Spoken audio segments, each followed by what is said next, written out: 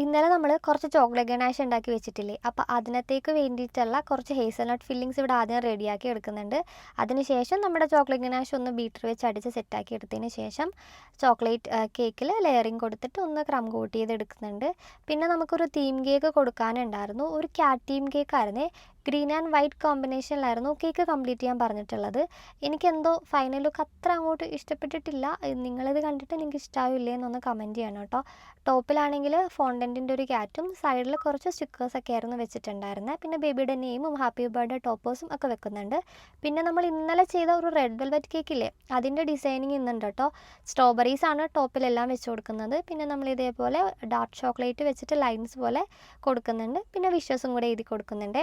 ഇതാണെങ്കിൽ ഷെറീന് ഓർഡർ ചെയ്ത കേക്കാണ്. ആളുടെ പപ്പേൻ്റെ ബർത്ത്ഡേക്ക് വേണ്ടിയിട്ടുള്ളായിരുന്നു കേട്ടോ. ഇതിൻ്റെ കൂട്ടത്തിൽ ഒരു ഗിഫ്റ്റ് ബോക്സും കൂടെ ഉണ്ടായിരുന്നു. അതിനകത്തൊരു പെർഫ്യൂമും പിന്നെ കുറച്ച് ഫ്ലവേഴ്സും, അത് കൂടാതെ ഒരു ബർത്ത്ഡേ കാർഡും കൂടെ ആൾ ചെയ്യാൻ പറഞ്ഞിട്ടുണ്ടായിരുന്നു. അങ്ങനെ നമ്മുടെ വർക്കൊക്കെ കഴിഞ്ഞിട്ട് നമ്മളത് ഡെലിവറിയും കൂടെ ചെയ്ത് കൊടുക്കുന്നുണ്ട്.